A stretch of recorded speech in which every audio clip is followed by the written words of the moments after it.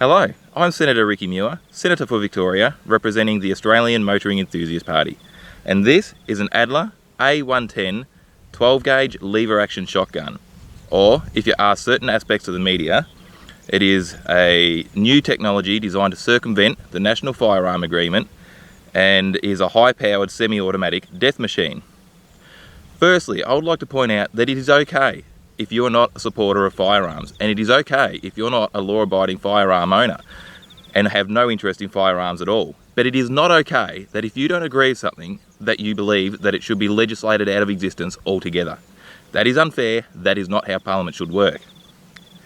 As an elected representative and an elected parliamentarian, I see my role as a responsibility to vote on factual information, not on emotion, not on misinformation, and not on ideology.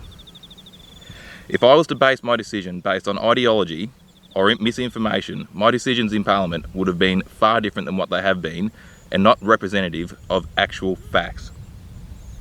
So let's base on the misinformation surrounding this firearm. Firstly, it is not new technology designed to circumvent the National Firearm Agreement. It is old technology that has been around since the 1870s. It is a lever action, which means that it needs to be manually cycled for the firearm to be able to fire. It has been around in this form as a lever action in many different calibers for well over 130 years. So it is a complete myth created by fear and misinformation through the media and through anti-firearm groups that this is new technology. That is the first myth busted. The second myth, that this is some kind of magic high-powered firearm. It is a 12-gauge shotgun. It is not any more powerful than any other 12-gauge shotgun on the market and already in circulation across Australia.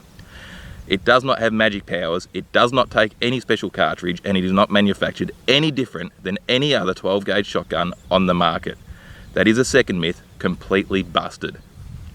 Thirdly, the semi-automatic nature of this firearm. You cannot have something that is semi-automatic in nature. That makes no sense whatsoever. To those who don't understand, a fully automatic firearm is a firearm that once loaded and cocked will continue to fire as long as what your finger is on the trigger until it runs out of ammunition or you release the trigger. A semi-automatic firearm, once loaded and cocked, will fire every time you squeeze a trigger, but not successive rounds for as long as your finger is on the trigger. A firearm that needs to be cycled. Once loaded and cocked, it will fire once and will not fire again until manually cycled, which is exactly what this firearm is. It is not semi-automatic. But I'm happy to prove that. I'm happy to put some ammunition in this firearm, and if it is a semi-automatic firearm, like aspects of the media say, or the anti-firearm groups would say, it will continue to fire until it runs out of ammunition without me having to cycle it. So let's see what happens when I put ammunition in this firearm.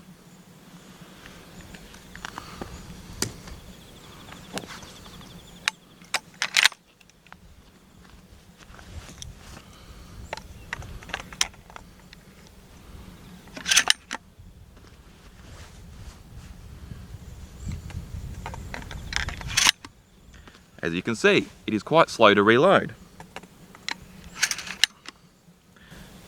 With safety first as a priority, of course, I now have my hearing protection on. As you see, I loaded 3 rounds of ammunition into this firearm. As you see, the firearm has just fired once. If this is a semi-automatic firearm, it will fire again when I squeeze that trigger. I have just squeezed the trigger and it did not fire. I have just squeezed the trigger again and it has not fired.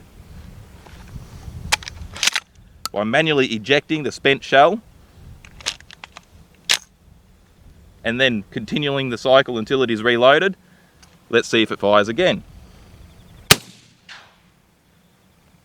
It has fired again for a second time after being manually cycled. It is therefore a lever action shotgun and not a semi-automatic shotgun in any fashion at all. If political parties and the anti-firearm groups would put as much effort into tackling the illegal firearm trade and unlicensed criminals who own unregistered firearms, we might actually get somewhere. Instead of actually pouring those resources into tackling the law-abiding, they should be pouring those resources into actually tackling criminals and criminal behaviour. This election, please remember, there are other political parties outside the major parties, including the coalition consisting of the Nationals and the Liberals, who have John Howard running around as a front man for firearm reform. Remember, there are people out there who are just like you and support your lifestyle and understand that not everybody's the same.